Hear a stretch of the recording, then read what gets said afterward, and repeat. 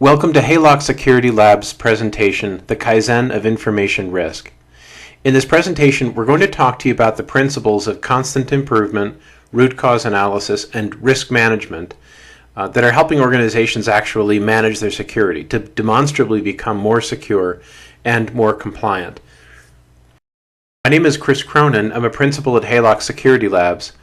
My focus at Haylock is to be sure that organizations who are our clients are understanding how to become more secure as an organization. How do they manage their many compliance requirements? How do they measurably improve their security so that it's meeting their obligations and their business mission?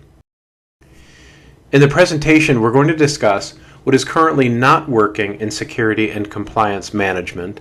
These will be signs that will give you an indication of whether or not there are things that you can improve in your organization. And the things that we find classically not working now are definitely reparable. We're going to talk about the concepts of both Kaizen and information risk management, and then combine them to show how they function together to help organizations actually achieve their security and compliance requirements.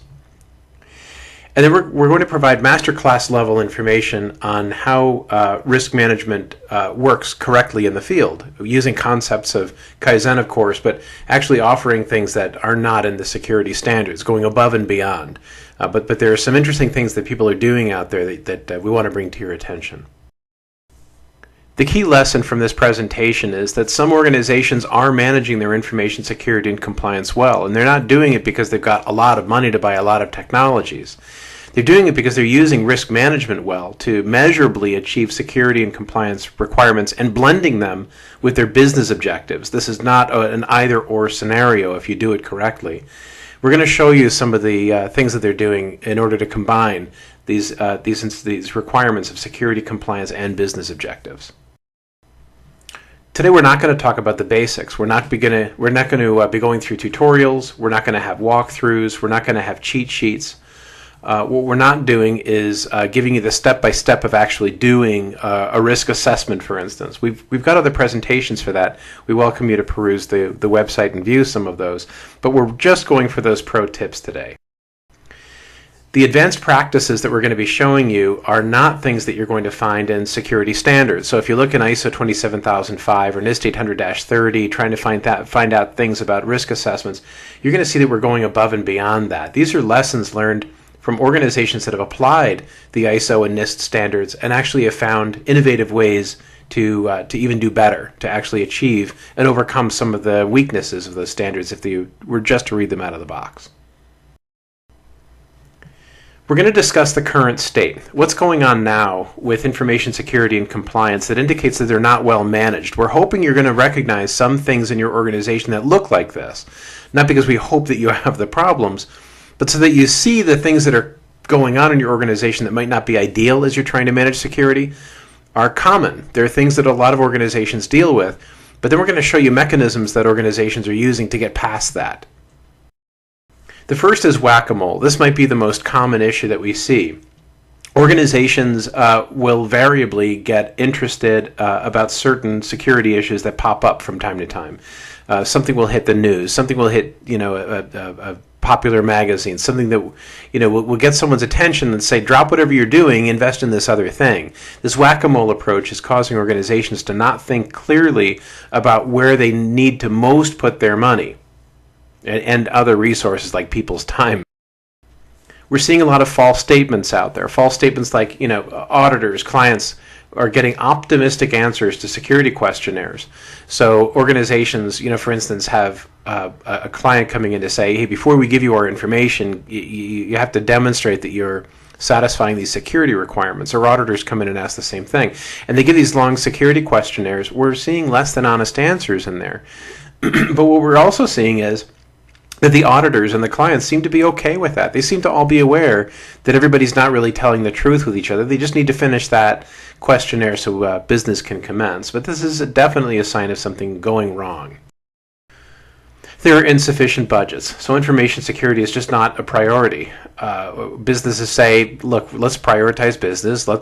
Security is something that we'd like to pay attention to if we had enough money, but we're in business, so they tend to let information security budgets not be sufficient for the needs. Also, failed communication within an organization about what information security even means. Business speaks the language of business, and information security, tends to still speak the language of technology. If that happens, well, business is going to trump technology. That's just the way it goes. If information security is able to talk to business in ways that matter to business, you have a better chance of having things sync up. We'll show you how that's being done in the field now. Another key indication of a failed information security management process is this issue of failure recurrence. So a failure is identified, maybe through an audit or maybe through an incident. Failures are identified, and then those failures are fixed, and then the failures return. This is very, very common, especially with organizations that undergo penetration tests. They find things that were wrong one year recur the next year that they do their penetration test. Definitely a sign that things are not going well with managing information. Hidden vulnerabilities. There are vulnerabilities that are just not identified, and not just vulnerabilities that are not identified to technicians, but vulnerabilities that are not identified to the behavior of personnel. Vulnerabilities that are not apparent to people in the handling of information outside of technical systems. Vulnerabilities in physical security. But also vulnerabilities that are not known to executives. There should be some accountability at the executive level. And if people are not comfortable or aware of these vulnerabilities, that's a good sign that information security is not managed well.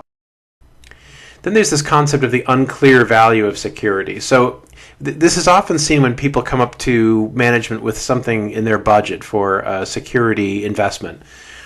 And these requests for budget are explained as what if. What if we do have a data breach? We do need a way to prevent this or to do packet playback what if we have a problem? And then the response from the executive who doesn't want to spend the money says, well, what if not? I'm going to spend this money and the thing never happens.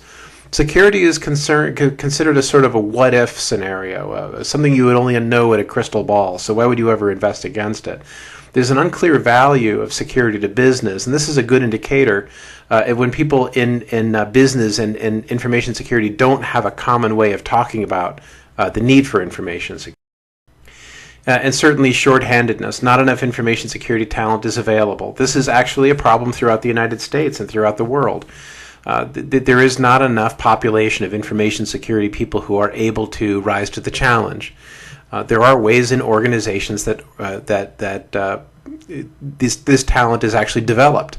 If you can't find the people to hire, develop the people internally who want those skills and who really should have them, and integrate those skills throughout the organization. So these are some of the lessons that we're learning. But if we find ourselves shorthanded and just don't have enough people, well, there's something we need to do about that. And there is something that people... And then this issue of the unknown acceptable level of risk. Organizations just don't know when they've gotten to an acceptable level of risk. You can keep investing. You can shut down systems or lock them up so much that they're not usable to business, but that's certainly not acceptable to the business, even though it's more secure. We know instinctively that there's got to be a balance, but we don't know how to define that balance. And if I'm talking to an organization and they don't know what the acceptable level of risk is, then I know they're going to have a lot of deep security management problems, because they will never be able to resolve when it's appropriate to make an investment. When is it appropriate to change priorities in an organization? How do you ensure that the organization is applying the right level of effort and investment into security? They won't know that if they don't have a definition of what enough is. So there is a way that organizations are handling this. We'll show you that in a bit.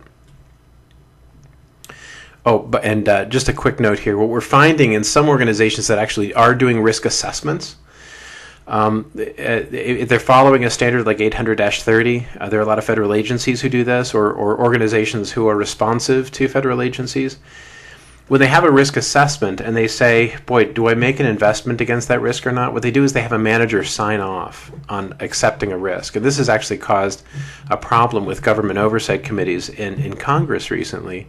Where members of Congress have just now realized that federal agencies have well-placed managers who are simply signing off on risks without stating the standard by which they made the decision that they could sign off on a risk. So this is going to become a bigger issue in federal standards for security for sure. In short, we've got a capability gap. our current capability is much lower than the necessary capability. The necessary capability having to do not just with current day challenges we have for security, current skills of the bad folks who are doing things, but even of capability among people who just handle information on a regular basis. We all need to be more careful and more diligent. We need better tools. So the capability gap comes in comes from many different source causes. But given that capability gap, we don't just say, well, they're defeating us. There's a way we improve to get there. And we're going to talk to you about those approaches now. As we develop a sense of what to do to fix a problem, we think about what the root causes are. So we talked about some of the current state issues, the whack-a-mole, false statements, insufficient budgets, but there are root causes for this. And we're going to discuss what we mean by root cause a little later on. But what we're going to drive to is the idea that if there is a weakness with something, there's a root cause that has something to do with a process, something fundamental to the organization that has to get fixed. So the idea being that, the whack-a-mole approach to addressing security challenges, well, there might not be an agreement on the value of security. Now, that might not be the instinctive root cause right now, but we'll show you how we get there and how the solution to that solves whack-a-mole problems. False statements being made, well, there's no process for knowing the current state. Anyone who's gone through the process of answering these realizes that there's no one person in most organizations who can answer those questions because there's no process for knowing what the current state of security is. And the current state is not considered defendable by a lot of people, so they make false statements in some of these security questionnaires that they fill out. For insufficient budgets, there's no agreement on the value of security. How could you possibly come to agreement on what should be spent on a budget or prioritization list if you don't have a common understanding of what the value of security is? So we're going to see other issues like the failure recurrence. Root causes are not resolved. We see some root causes repeating, like no process of knowing the current state is actually also associated with another weakness, hidden vulnerabilities. And then finally, unknown acceptable level of risk. Well, there's no awareness of how risk relates to security. So you're going to see that we're going to talk about how to address some of these root causes to address the weaknesses that we found. First, let's talk about the concept of Kaizen. This is something that is known generally around the world. It's attributed to a Japanese word because it was well embedded in Japanese industries after World War II. In fact, a lot of the Japanese industries after World War II learned the concepts from engineers and manufacturers who came from Europe, and were helping rebuild Japan after it was beat up pretty badly. But organizations like Toyota embodied Kaizen as a management practice. But the idea is that we're going to be improving our capabilities by constantly improving. That we don't buy ourselves into a better state. We just find root causes and repair them, or find opportunities and move toward them. It's change for the good. That's basically what Kaizen is. Being change for the good, Kaizen is addressing the following principles. We need to detect failures. So first of all, we have to know when a failure even existed, which means we have to have a process for identifying that, or people have to be told to look for those failures and to be rewarded somehow for finding these failures. Then they have to take ownership of the failures. If I see something wrong, I have to say, what can I do to repair this thing that's wrong? And it's not just to repair the occurrence of the thing, but to understand that there is a root cause for that failure. There's a reason why that failure happened. So just adjusting the failure is one thing. Finding out the thing that caused the failure is my first mission. And then I have to fix that root cause. If I fix the root cause, then I can measure the decrease in the failures that would have resulted from the root cause. So here's the concept. We have assets in the middle horizontal here. Generally, what we see in audit, it's a very common thing. For folks to determine the security of assets, what they do is they audit those and they look for certain controls that should exist. And if they don't find the controls operating effectively, they say, well, there's a vulnerability. Looking at that top horizontal there. And they said, well, okay, look, we've got these issues that need to be resolved. Go resolve them. And they'll have some recommendations, the auditors will. And sometimes the recommendations will talk about root cause. But the focus is what's going on with these vulnerabilities, and please fix them. The root cause idea is that we need to really figure out what is making those vulnerabilities even occur. So if we were to look at something like, a firewall having default permissions on it. Well, what's the root cause? A couple of them. One, we don't have a process for ensuring that systems are configured in a secure way before they're put into production, right? So if you had a process for evaluating those things, then and not putting them into production until they went through this secure checklist, like don't allow default permissions, then you wouldn't have that. You wouldn't have that vulnerability. Now, there are other ways to get these default settings on. Let's say you apply a patch that resets default settings. Well, then you need controls in your change management, right? You would need controls for audit to validate on a regular basis, on a quickly recurring basis, whether or not settings were correct against a security baseline. So there could be a number of root causes. But if we address those root causes, we will not see recurrence of those vulnerabilities. And this is something that organizations know through quality management, like ISO 9000, ISO 14000, have quality management components to them that allow organizations to actually see this. They can measure the decreased occurrence of vulnerabilities if they've addressed the correct root causes.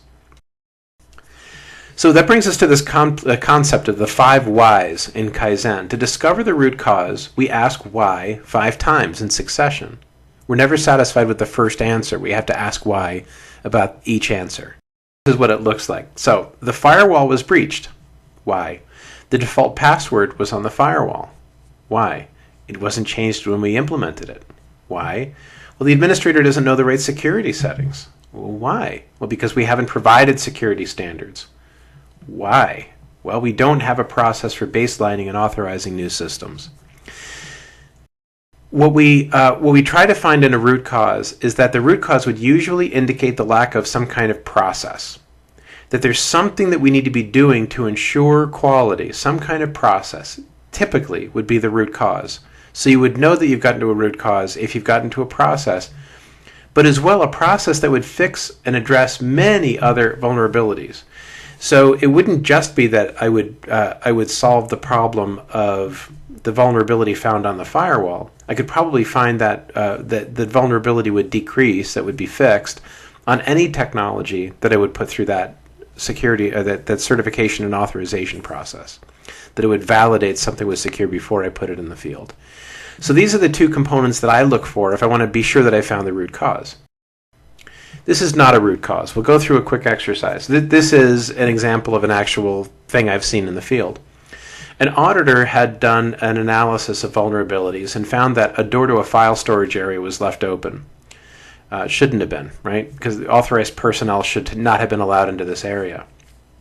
This auditor recorded the root cause as someone left the door open, and was uncomfortable with it, but just didn't know what to do. And when the auditor's superiors saw this, they just shook their heads. And when they shook their heads, as if they were, they were obviously seeing something that was silly, I asked them, "What would you do to find the root cause?" And they were quiet. So it seemed silly to call out as a root cause, but they just didn't know the process.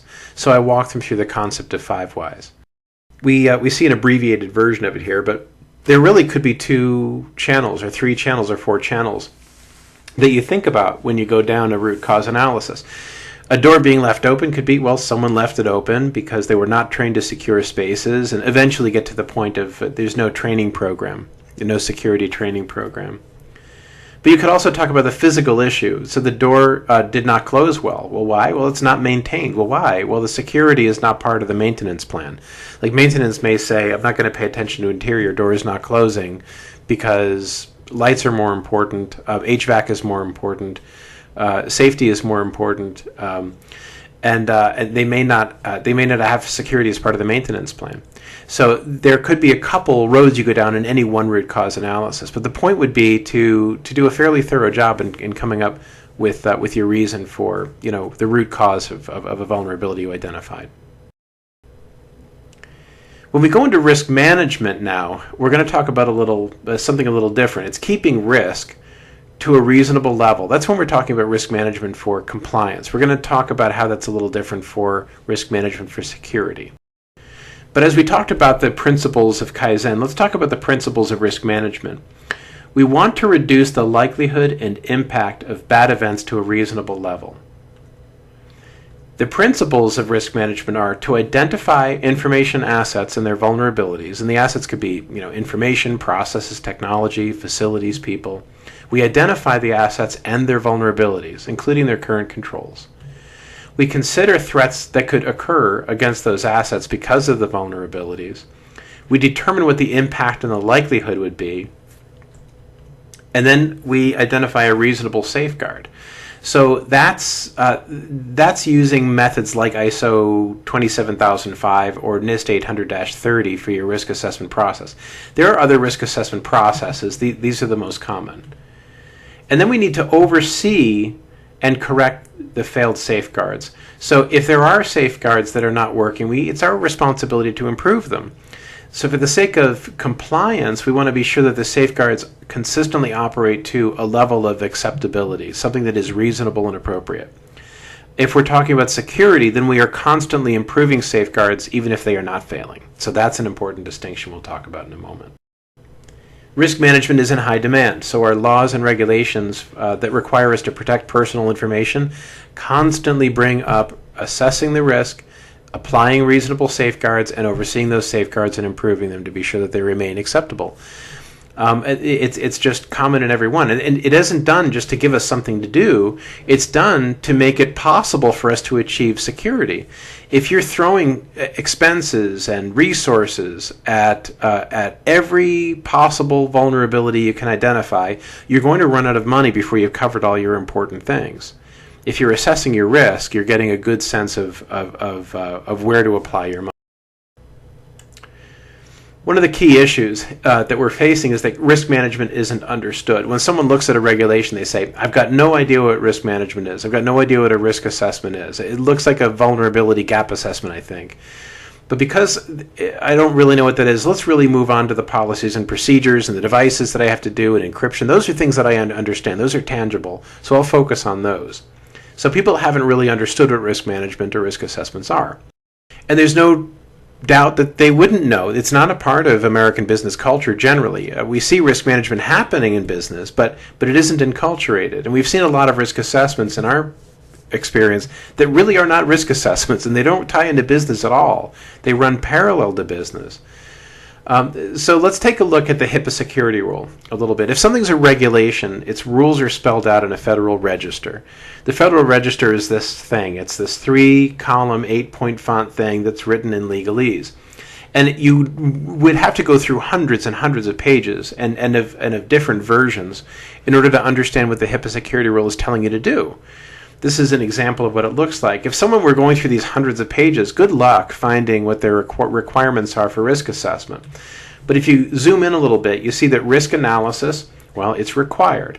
You have to conduct an accurate and thorough assessment of potential risks and vulnerabilities to the confidentiality, integrity, and availability of electronic protected health information held by the covered entity. And then risk management implements security measures sufficient to reduce risks and vulnerabilities to a reasonable and appropriate level. Okay, but how?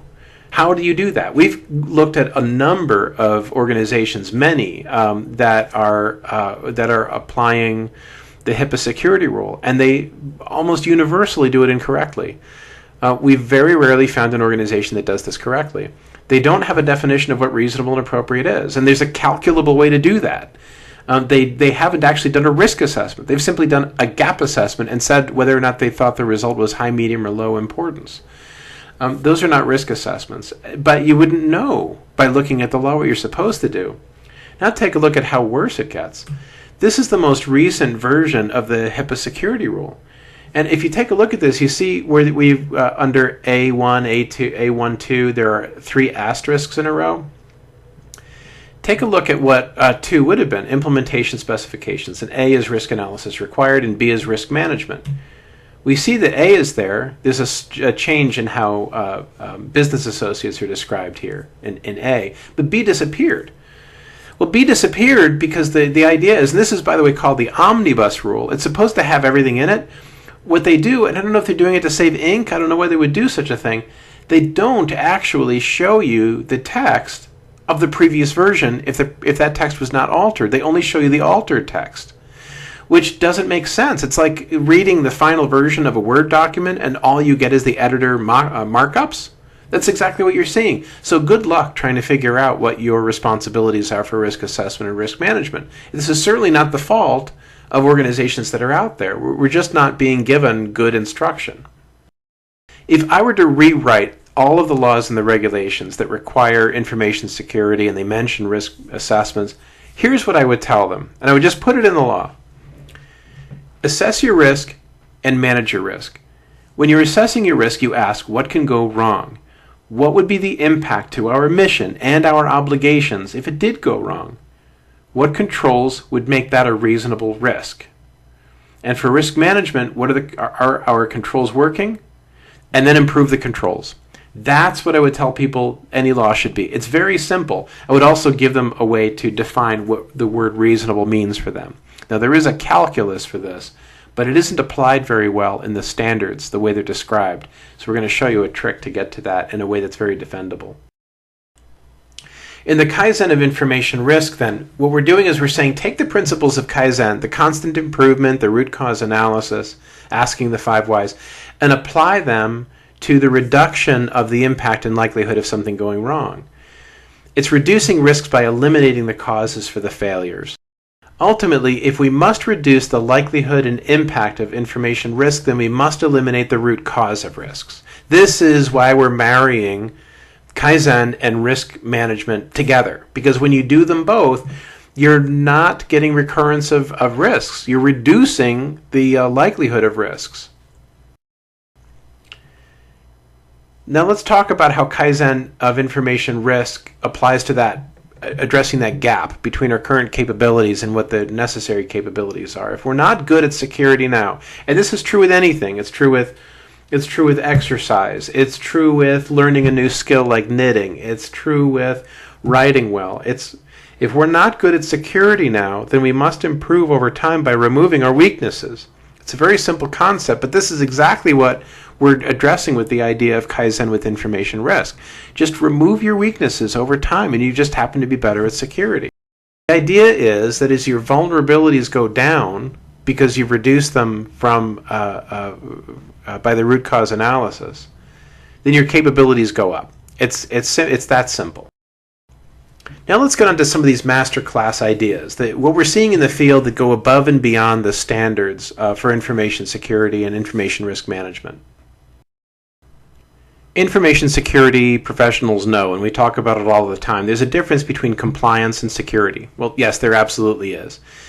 But we shouldn't think of them as two very different things. There's a way to do them mutually. We talk about risk management for compliance being something that reduces information risks to a reasonable level. We're trying to get to a targeted level that we can say gets us to compliance. Then we can also say that there's a way to manage information security that allows us to reduce the information risks continually.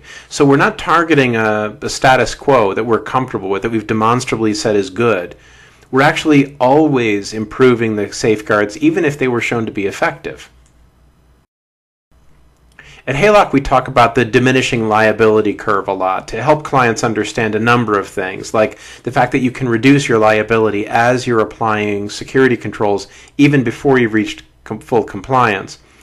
But it also helps us give a visual concept to this idea of handling compliance and security through one effort. As you reduce your vulnerabilities, you can reduce them to the point where you get to perfect security, but your system just won't operate. You have to get to a level that you believe you can operate. It's the right balance for you. That's what the laws and regulations are trying to get us to. They talk about a reasonable appropriate or an acceptable level of security. They're saying you have to get to something that you can defendably say is enough, and then maintain that enough. And as you apply that over time through risk management, you've identified, geez, what do I have to take care of? What could go wrong? What's the priority of addressing those things? And to do it over time with an explicit plan, that's risk management. And your liability decreases as you're going across that plan. You can reach a compliance line where you say, look, I've done what a reasonable person would do, which is great. If you continuously improve those controls by continuously addressing your vulnerabilities, then you're addressing something beyond compliance. Now you're really focused also on security. So we like to help people think that these are not two different things. They're just, it can be one process that addresses two areas. We'll go back to that current state root causes table. We listed all of our weaknesses that we see currently in organizations for handling security. We've got 6 really root causes that are just reappearing over and over. So let's make the table simpler. Now we've got the 6 root causes that we identified, 6 things that we need to take care of. No process for improving security, no agreement on the value of security, etc. So let's first talk about this process for improving security. Anyone who's done a risk assessment has seen something like this. It's a risk register. It's a series of risks that are identified, the risks each stated on a row. And the columns each have something to do with a vulnerability or a control or a threat. This is what Haylock generally provides our clients. Our risks are on the left. This is our identification and calculation of a risk. What information assets are we concerned about? What vulnerabilities did we find based on the controls that were in place? What threats did we identify? What impacts and likelihoods would result if that threat hit the asset? On the risk treatment side, on the right, we say if we've identified a risk that gives us too high a risk calculation, we need to bring that down. What safeguard do we propose? And what would be the impact and likelihood with that safeguard? So that's basically how the calculation works. With a little more detail, the assets, vulnerabilities, and threats are first. Then we multiply, this is how we get to our risk valuation, we multiply an impact score by a likelihood score to get our risk score. And again, if we come up with a risk score that's pose and recommends some kind of control, but we evaluate that control again. We do it because we want to be sure that if we had an impact and likelihood that gave us a residual risk level with a new safeguard, that we identified that residual risk as something we would accept, that would be reasonable and appropriate. And we'll talk to you about how that can be defined. So when do you design controls in this situation? Well, you define your security controls after you've analyzed your risks. The purpose being that you don't want to get into a situation where you've designed your controls without analyzing your risks and therefore not knowing what a reasonable expense is or what your priority should be. We've gone into too many organizations that have made a lot of security investments that they haven't been able to realize. They haven't developed capabilities, maybe they had the wrong priority, maybe the priorities changed after the investment was made, or they run out of money and simply can't spend as much as they need to in a given year for security. Well, because they haven't really analyzed their risks first. You have to figure out what your priorities are before you design your control. So by designing our controls after analyzing risk, then we have a process for improving security. The purpose being that we now know if we've got high, medium, and low risks, or risks that are ranked from the score of, say, 25 to 1, I'm going to look at the ones that are most risky first, and I'm going to invest up to the point that I get to an appropriate level of risk. That's the process for improving security, at least to the level of compliance, and then you can keep going below your acceptable level of risk if you want to keep addressing security over time. Now, how do we get agreement on the value of security? This becomes very interesting.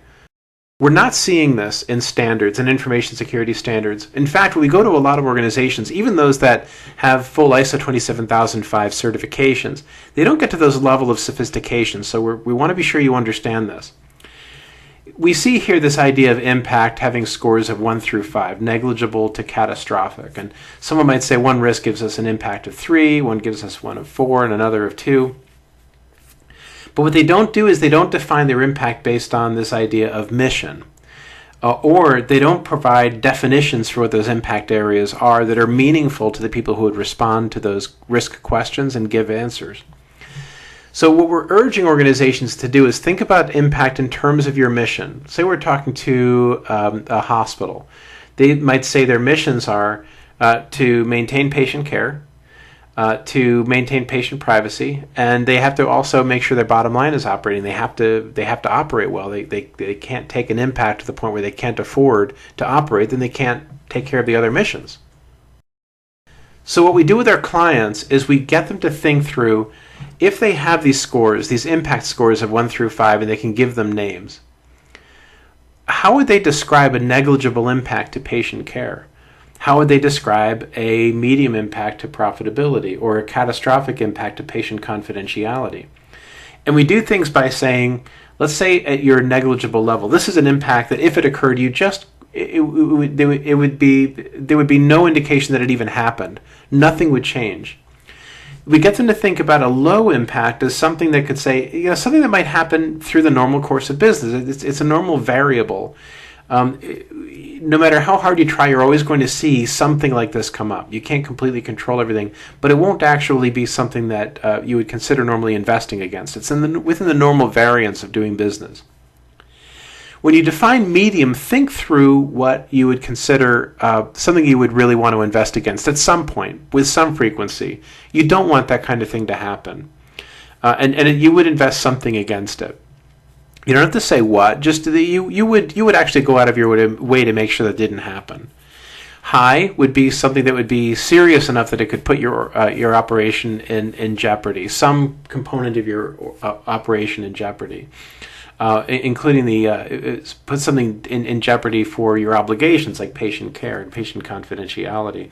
And catastrophic, what would just put you out of business, or what would be so severely bad that to your obligations that you would it's something that's just unacceptable. And define things in terms of that. Because what you're doing is helping the organization think through why something matters to them, and when they would start to invest against something, and when something is so serious that it's just intolerable. Now, are we okay saying that's a good idea? Well, yes, of course. If you look, this is a snapshot of NIST 800-30. We define our impact analysis based on the system, the mission of the system that we're analyzing. What is it supposed to do? What is the organization supposed to do? What is the mission of it? So we're not inventing anything new. But what is going above and beyond is this concept of actually working with the organization to really define some value in these scores 1 through 5 that click to them some concept of whether or not they would care or not. So that's actually something we're seeing. If you define that really well, if you're really good at defining those levels, you get something very meaningful. We'll actually show you in these next few slides how that comes up. But now we can define impacts in terms of the mission of the organization, and then we can get agreement on the value of security. So if I needed to invest in something, something to increase the uptime of a tool or a DLP system, I don't have to define it in terms of technology anymore.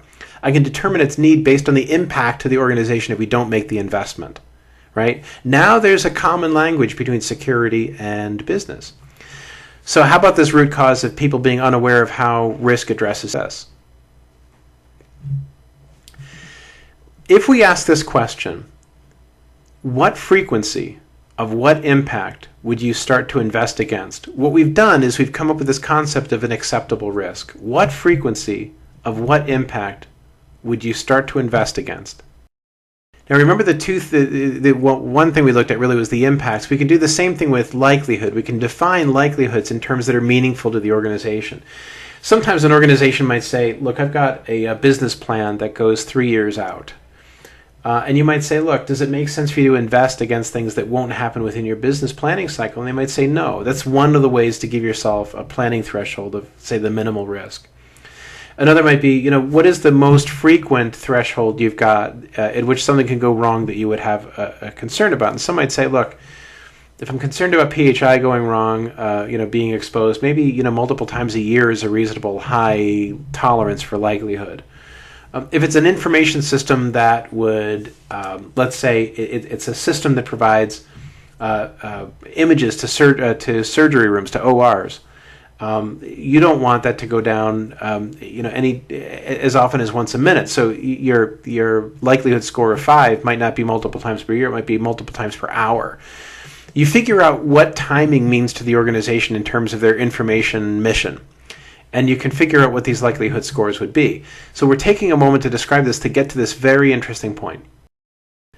If we determine acceptable risk based on that concept of, what is the frequency and what is the impact at which you would start to invest against an impact or against a risk, an organization might say, if I were to hit one of those moderate impacts they talked about, anytime within my 3-year threshold, I would invest against that. I wouldn't tolerate that.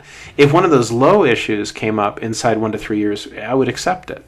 So you could say my acceptable level of risk is where I would invest against an impact occurring at a certain frequency. If we're defining risk in terms of likelihood and impact, and we're getting those federal guidelines to do so, it's certainly defensible to say, and we have to define mission or impact based on mission, it's certainly defensible to say that's my way of coming up with my acceptable level of risk. If any risk occurs below a 6, I can accept it. I would invest against anything 6 and above. So given the idea that risk is acceptable if it's below the acceptance level, if it calculates below the level of acceptance, then we can say that's reasonable. And if we can get a risk down to that level, calculably, then we've got an acceptable level of risk. And we can apply that rule to all risks. There is a weakness in the federal government standards for risk analysis, and that's this idea that a manager can sign off on a risk. By what standard? It doesn't say. But if there is a specific standard and it's based on a definition of the organization's mission, including their obligations, then you definitely have a standard by which you can accept risk in the organization. There's increasing scrutiny on this weakness in NIST 800-30, and this is a really wonderful way to resolve it. So now we've addressed this issue of not being aware of how risk addresses security. Let's get to this issue of root causes not being resolved. This is a concept we've already drawn on, the idea that risk treatment should address vulnerabilities and root causes. Remember this diagram we had of organizations that generally look at information assets. They find vulnerabilities and they say, fix the vulnerabilities without talking about the root causes. But again, as we discussed before, we can repeat now, if we address those root causes, then the vulnerabilities just don't recur. And this is just something we see in the field over and over again, and organizations can measure it. This is not just some kind of theoretical concept. It happens in organizations all the time. It's what people call the Toyota way, for instance. You can get a better and better car by identifying problems, owning them, fixing the root cause. So this is a very easily understood concept by now, I hope. So now we've addressed this issue of root causes not being resolved. Let's get down to this concept of there not being a process for knowing the current state. The risk management process is a concept that you might recognize if you're involved in other quality management programs like ISO 9000.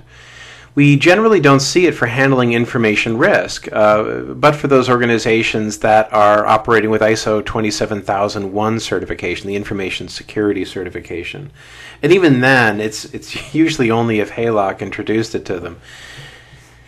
But any of our clients really who we implement information security management, like risk management for, goes through this very process. And what it is basically this. You've got 2 tiers of management. One is executive management, who are represented in the risk committee. These are officers who have fiduciary responsibilities for the information and the information systems that are in the risk register. Then we have the second tier. These are the department managers. These are the people who have responsibility for implementing and operating and reporting on controls.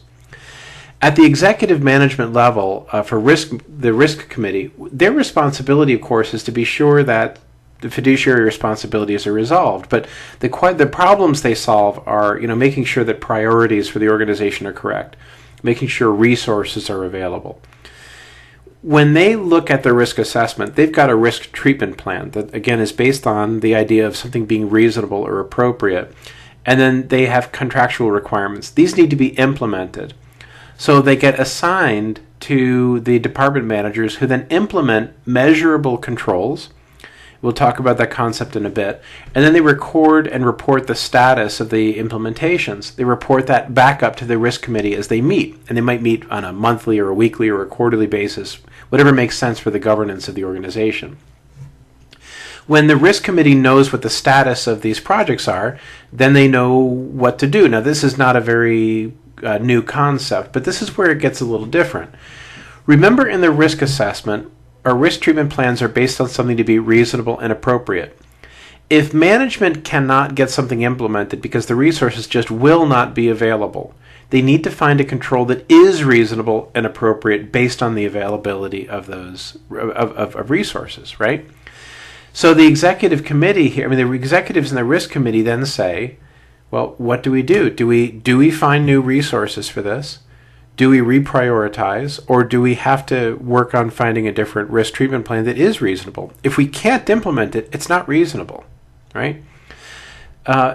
Or they tell people to pick up the pace and get with the program or whatever they need to do. But they're answering questions at the level of executives. When they state that there's a need to remediate a control, through reprioritization or new resources, they communicate that back down to department managers who now can finish their implementations. When the controls and processes are implemented, then they operate them, and then they report up the effectiveness of those controls by measuring them. So when we said we have to measure a control or implement controls that are measurable, well, that's fine. Now it's time to measure them and then report back up the effectiveness of the controls. We'll talk about how that works in just a moment. But the executives are now able to talk about whether controls are effective if they've been implemented, and they're able to state whether or not they have been measured. If something is scheduled for being measured and it's not, management knows that. They can assign corrective actions, and now the department managers are responsible for improving the ineffective controls. Now remember what we said toward the beginning about risk treatment plans. We don't improve or implement a control until we've done the analysis. So the improvement of ineffective controls feeds right back into the assessment of risk. Is this an appropriate control? Now remember, if our goal is just compliance, then we know that we've got an effective remediation if the planned control brings us below that acceptable level of risk. If our goal is security beyond compliance, then we know through the risk assessment that the planned control is the right one if it's better than the previous control, if it gets us a better level of risk, right? Now when we talk about measuring controls should be measured in a consistent way. So we've got a map of the things that we want to see in a measure. We want to see the name of the control. In this case, it's 13.1.2 from ISO 27002, Security of Network Services. We say who's going to conduct it and what source of information are they counting on for this measure. In this case, it's an Nmap port scan of all hosts on a network. And then what's the measure method? We're going to compare the results of the Nmap scan to a security baseline. So let's say, this is a very abbreviated type of measure, but let's say that we're allowing only a handful of very specific services to be operating on specific hosts. And Nmap shows what those services are and what hosts they're on. If you have a variance between what you've identified in your Nmap scan from what's on your security baseline, what's allowed, then you don't have, in this case, a 100% match, right? In this case, as we defined the measure while we were putting the control in, we said 100% match is what you really need.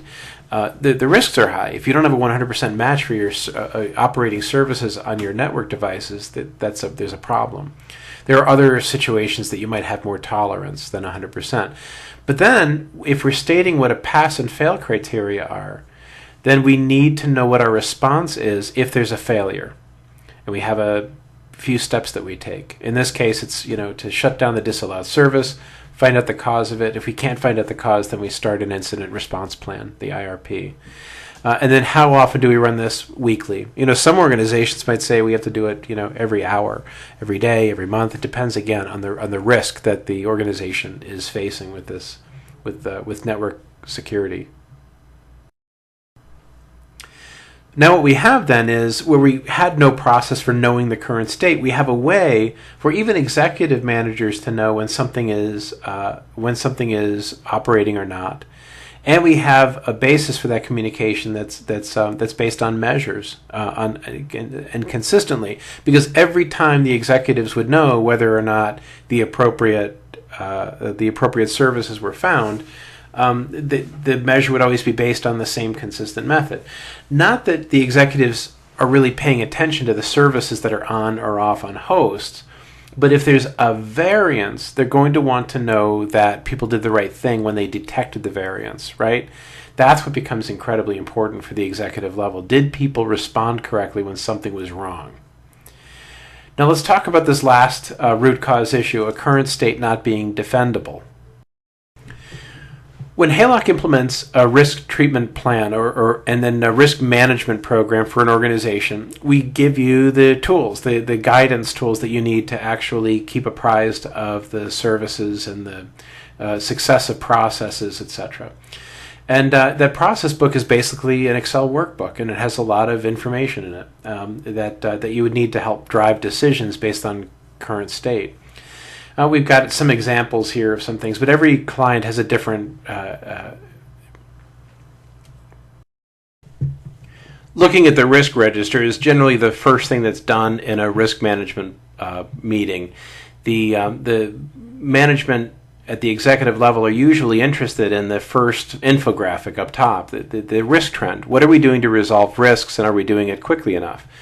Where the red line might indicate the aggregated initial level of risk, where risk was when we started the risk management program, and the green line is the level of acceptable risk. The blue line is our trend. How are we doing getting our risk down? And that's based on the number of the number of risks that have not yet been resolved through a finished risk treatment plan. So the executive management would say, are we trending right? Are we trending quickly enough?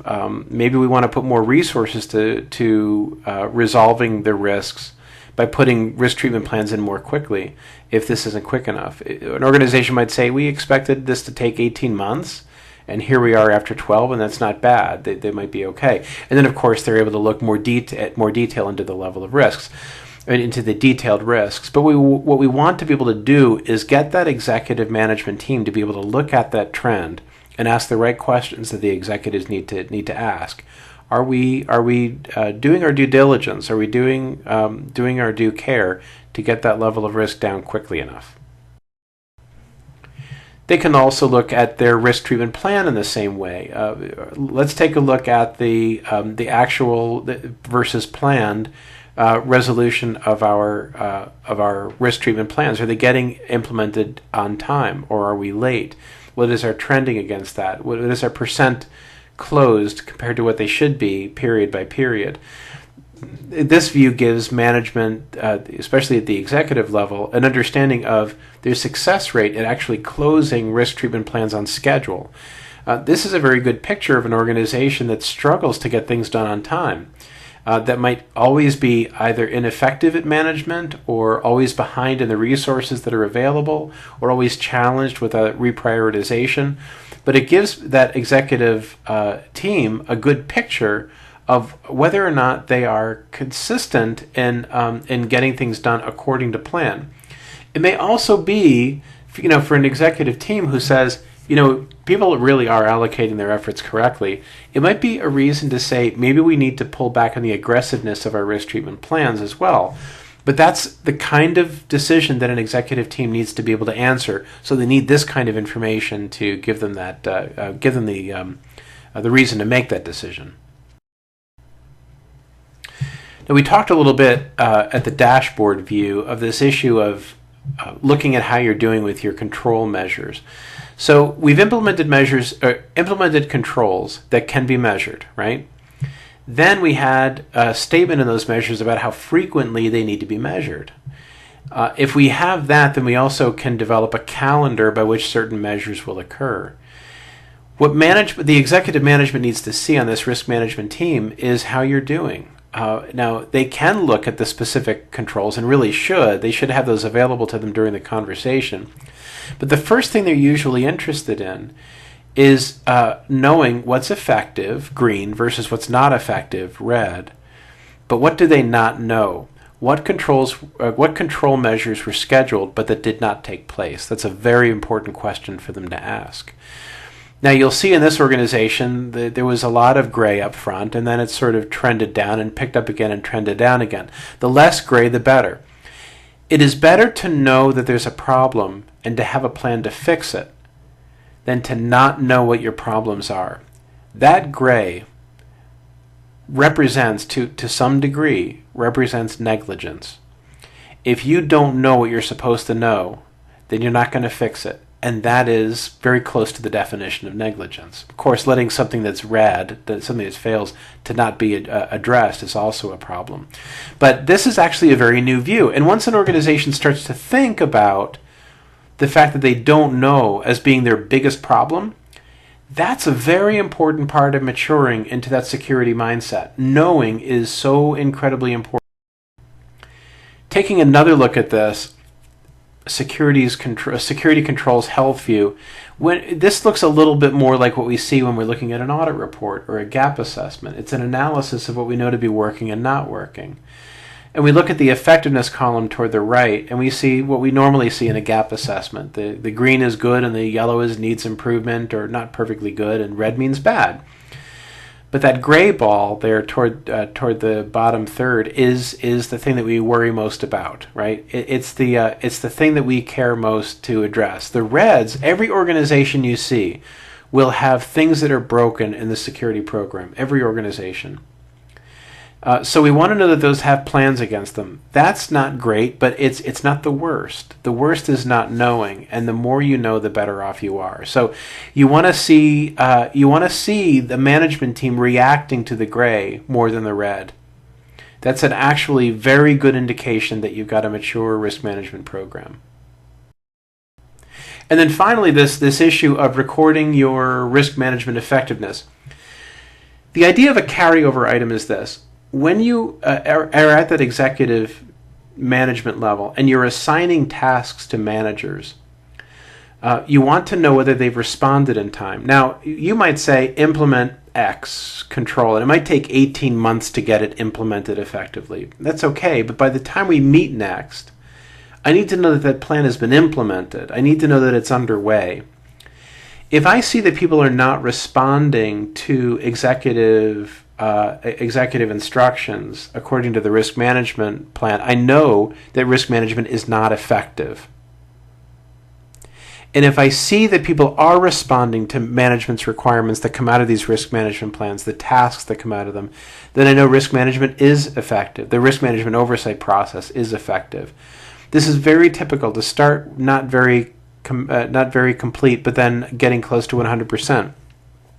At that management level, the tactical management level, people are not used to, generally, they're not used to being followed up on all the time. But once there's a process in which they're getting followed up on, and then they know that the results of the following up go into a report to the executive team, this is getting done or not, then they start to become responsive. But it's also true that if they can state why something isn't getting done, and they know that statement goes right back up to the executives, that becomes highly effective as well. I know you wanted me to get this done, but there's no way for me to get this done because you described a process that's not possible. That goes right up to the executive management of the risk committee. Or I can get this done if I have the right resources, and I don't. I've got too many priorities that compete with it, and that goes right up to executive management. The kind of communication that happens becomes very effective, and people become much more willing to participate in those conversations as well. So the trend that you're seeing here that starts out not so great, but then all of a sudden becomes very high about people responding to requirements that come out of the risk management meeting is very, very typical. But this becomes a very good metric, and this is also a nice measure to help you determine the maturity of your risk management process. Now, we talked about this diminishing liability curve before, and it's just good to remember that what we're doing with this issue of managing risk over time is being sure that as we're correcting the security vulnerabilities and issues that come up, we are reducing our liability, even when we have noncompliance. If we have noncompliance and a plan for addressing the noncompliance, then we're heading toward reduced liability. That's applying risk management maturity.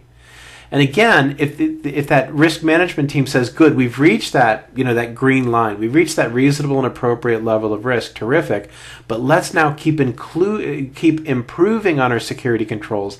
Let's reduce our vulnerabilities even more. They can make that decision and have good metrics to back them up that they're doing better than compliance and they're increasing their security. So now we've addressed all of our current state root causes by putting in these things that we're seeing in the field that not a lot of people are doing.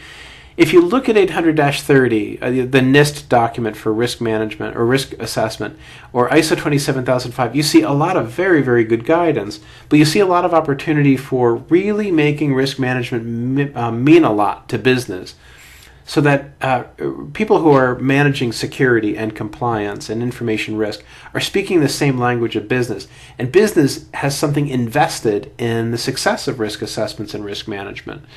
So this idea of the current state not being defendable as our last root cause issue gets resolved because we know that there are resource and priority decisions that are being made based on risk. That process book that we showed you is exactly what our clients show when they're under scrutiny by an auditor from the outside. It could be an auditor from the British Standards Institute for their ISO 27001 certification. It could be auditors from their business clients or a government agent. But the first thing they do is they show them that process book that says, look, we have all sorts of controls in place. Some of them are not effective, but here's evidence of our effective addressing of all those security issues that came up. So the idea of Kaizen of information risk was this. If we must reduce the likelihood and the impact of information risk, then we must eliminate the root causes of risk, and we must do it so that security impacts do not compromise our mission or our obligations. But we also must do it in a way that management is engaged, that management understands, even at the executive level, that there's something important at stake for the business of the success of information security. And information security practitioners need to be aware that what they're doing needs to matter to business. And that's what marrying Kaizen and information risk management together are doing for the organizations that are succeeding with this approach. We thank you very much for joining us in this presentation. It was a topic that it is a topic that we enjoy presenting on quite a bit. Feel free to contact me, Chris Cronin, at this email address if you have any questions about the process at all. It's obviously something we enjoy doing and something we enjoy talking about. Also keeping in mind that because laws and regulations are really not just pushing us to improve all the time, but to do it based on risk, there are a lot of ways to sort of approach the regulations in a way that might not make you very satisfied. It might make it difficult for you to understand the value of risk management. Pulling together these sort of expert tips, the ways of improving on a good process, is a really great way to be sure that you've made the most of risk management as you can. So again, we thank you, and do not hesitate to reach out if you have questions about what we presented today. Thank you.